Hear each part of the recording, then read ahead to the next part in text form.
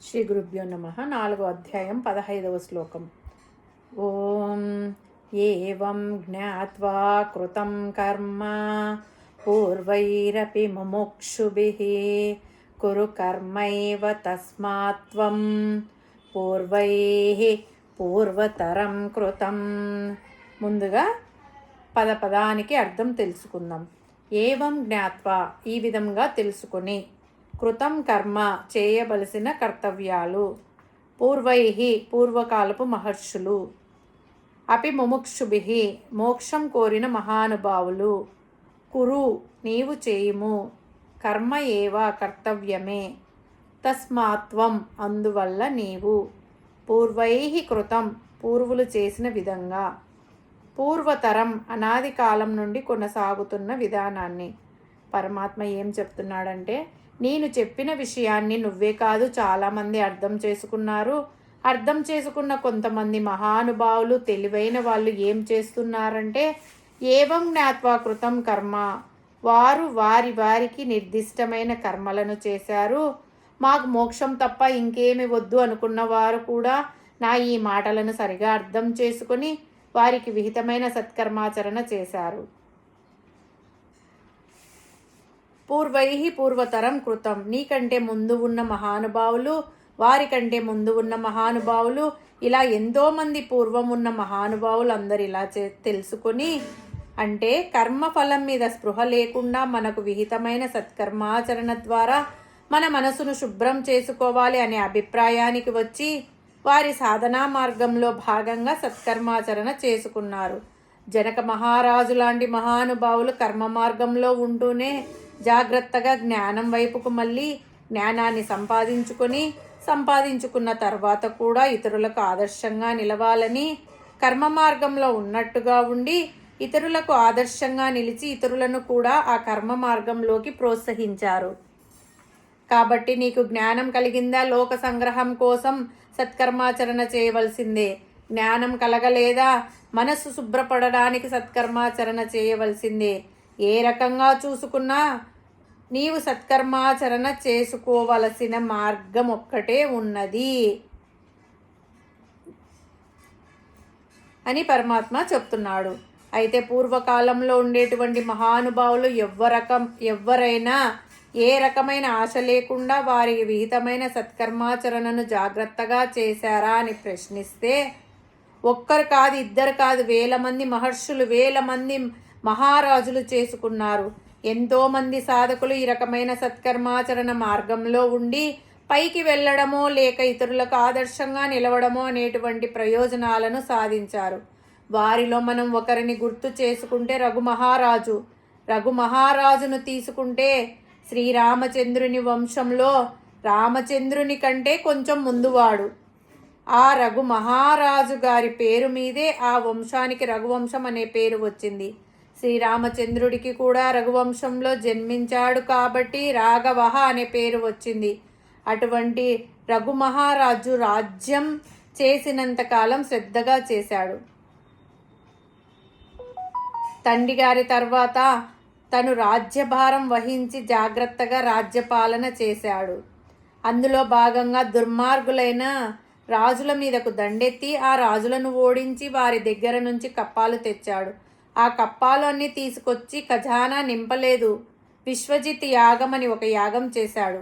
ఆ విశ్వజిత్ మహాయాగానికి నియమం ఏమిటంటే, తనకు ఉన్న ప్రతి వస్తువును ఇచ్చేయాలి, ఏది మిగుల్చుకోకూడదు. రాజ్యరక్షణకు కావలసిన ధనం తప్ప, తనకు కేవలం భోజనానికి కావలసిన ధనం తప్ప మిగతా అన్నింటినీ దక్షిణగా ఇచ్చేయాలి. అలాంటి దక్షిణ ఉన్న విశ్వజిత్ మహాయాగాన్ని ఆయన చేశాడు. చేసి వచ్చిన అందరికీ దక్షిణ ఇచ్చేశాడు. తెచ్చింది లేదు, అంతవరకు ఉన్నది లేదు, అన్నిటినీ దక్షిణగా ఇచ్చేశాడు. ఇచ్చిన తర్వాత ఆయన మట్టి పాత్రలో తను వంట చేసుకుంటున్నాడు. రాజప్రసాదంలో బంగారం లేదు, వెండి లేదు, రత్నాలు లేవు, ఆభరణాలు లేవు, ఏమీ లేవు. కేవలం భోజనానికి మట్టి పాత్రలు ఉన్నాయి. ఈ స్థితికి వచ్చాడు ఆయన. ఇలాంటి స్థితిలో ఉన్న ఆయనకి ఉన్న స్థితి కంటే ఘోరమైన పరిస్థితి వచ్చింది. తన దగ్గర ఉన్న సంపదనంతా ఇచ్చేశాక తనే మట్టి పాత్రలలో భోజనం చేస్తున్న సందర్భంలో కౌస్తుడు అనే ఒక ఆయన వచ్చాడు. ఆయన ఎవరంటే వరతంతు మహర్షి గారి శిష్యుడు. వరతంతు మహర్షి గారు ఎవరు అంటే ఆయనకు రాని విద్య లేదు. రాని విద్య లేని మహర్షి ఎవరు అంటే వరతంతు మహర్షి అని పేరు ఉంది. అటువంటి మహర్షి గారి శిష్యుడు కౌస్తుడు అని ఒక ఆయన వచ్చాడు.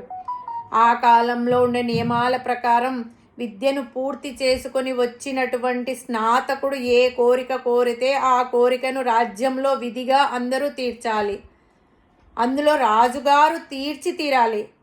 ఆ కౌస్తుడు వచ్చి నేను స్నాతకుణ్ణి అని చెప్పాడు.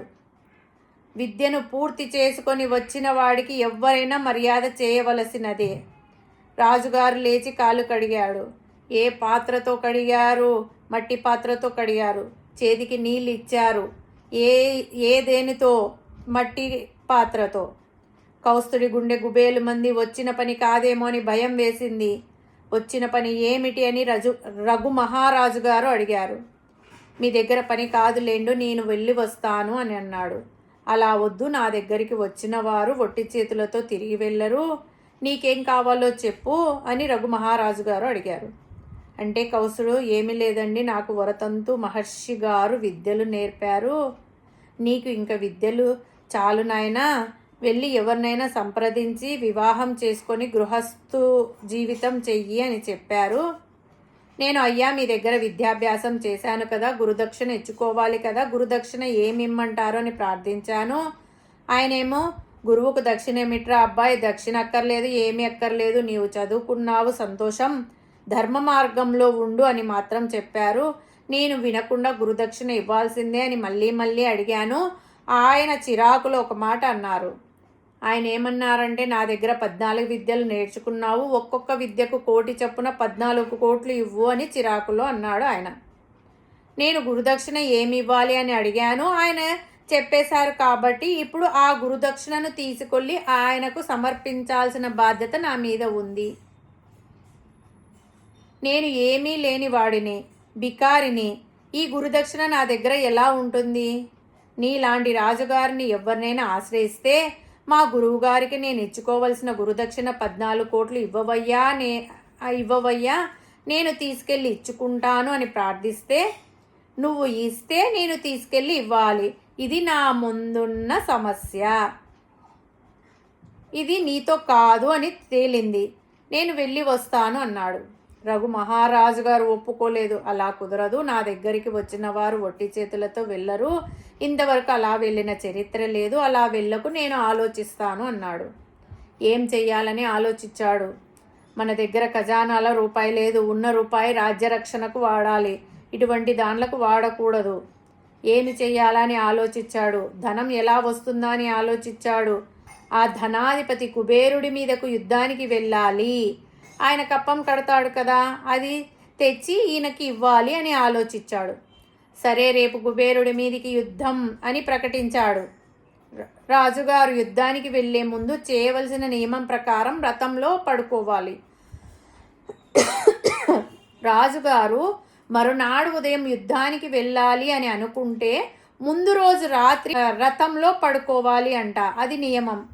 రథంలో పడుకున్నాడు. పడుకుంటే కుబేరునికి దడ పుట్టిందట. ఈ రఘు మహారాజు గారు ఏమిటి, ఈయన ఇంతకుముందు చేసిన పనులు ఏమిటి, ఈ మహానుభావుడు ఇంద్రుడు అంతటి వాడినే భయపెట్టాడు, ఈయన తండ్రి గారి 100వ యజ్ఞంలో అశ్వమేధ యజ్ఞంలో అశ్వాన్ని హరించినందుకు ఇంద్రుడినే తికమక పెట్టాడు ఈయన నా మీదకు యుద్ధానికి వస్తే నేనేమి చేయాలి, ఈయన యుద్ధానికి వచ్చే అవకాశం మనం ఇవ్వకపోతే బాగుంటుంది అని ఆలోచించి రాత్రికి రాత్రి ఖజానా మొత్తం నింపేశాడు. ఉదయం లేచి యుద్ధానికి వెళ్దాము అని అనుకుంటుంటే ఖజానా అధికారులు వచ్చి, అయ్యా ఖజానా మొత్తం నిండిపోయి ఉంది అని అన్నారు. ఎందుకు నిండింది అని ఈయనకు అర్థమైంది. కుబేరుడు భయపడి ఖజానా నింపేశాడు అని. ఆయనకు ఆశ్చర్యం కలగలేదు, ఆనందము కలగలేదు. సరే, ఆ కౌస్తుని పిలుచుకురండి అన్నాడు. కౌస్తుని పిలిచి, అయ్యా నీ కోసము కుబేరుని మీదకు యుద్ధానికి వెళదామని అనుకున్నాను, ఆయన గారు ఖజానా నింపేశారు, నీవు దీన్ని పట్టుకెళ్ళవలసింది అని అన్నారు. ఏమన్నాడు? మొత్తం పట్టుకెళ్ళవలసిందే అన్నాడు. ఇది నీ కోసం చేశాను, నీదే తీసుకుపో అన్నాడు. ఈ కౌస్తుడు అంటాడు, నాకు కావలసింది 14 కోట్లు, అది కూడా మా గురువు గారికి దక్షిణ ఇవ్వడానికి, అంతవరకే నాకు కావాలి, నాకు మిగతాది ఎక్కర్లేదు అంటాడు. ఈయనేమో మొత్తం పట్టుకుపో అంటాడు, ఆయనేమో నాకు 14 కోట్లు చాలు, మిగతాది ఎక్కర్లేదు అంటాడు. వారిద్దరు ఇంకా పోట్లాడుకుంటూనే ఉన్నారట. వాళ్ళిద్దరికి ఇంకా తేలలేదట. ఎందుకు తేలలేదంటే ఇద్దరి మనసులలోనూ, అంటే రఘు మహారాజు గారి మనసులోనూ కౌస్తుడి మనసులోనూ ఈ ధనంతో మనం ఏదో సంపాదించుకోవాలనో ఏదో చేద్దాము అనే ఆశ ఇద్దరికి కొంచెం కూడా లేదు. వారికి విహితమైన కర్తవ్యాన్ని నిర్వర్తించాలని కోరిక తప్ప మరొకటి లేదు. ఇటువంటి మహానుభావుల చరిత్రను ఎన్నిసార్లు చెప్పుకున్నా సరే తనివి తీరదు. ఇటువంటి మహానుభావులు చాలామంది ఉన్నారు. వారందరూ పూర్వతరం కృతం. ఇలా కర్మఫలం మీద కోరిక లేకుండా చాలామంది చేశారు. చేసినందువలన నువ్వు కూడా ఆ దారిని అనుసరించి నీ స్వధర్మము, నీ కర్తవ్యము అయిన యుద్ధము చేసి కీర్తి గడించు. నీ పూర్వీకులు కూడా ఇదే మాదిరి చేశారు. వారు నీ మాదిరి సన్యాసం తీసుకుంటాను అని అనలేదు. వారు రాజ్యపాలన చేశారు, నిష్కామ కర్మలు చేశారు, ఎటువంటి సంఘం లేకుండా కర్మలు చేశారు, ముక్తిని పొందారు. నీవు కూడా వారి మార్గాన్ని అనుసరించు అని పరమాత్మ అర్జునునకు ఉపదేశం చేశాడు. హరి ఓం తస్సత్.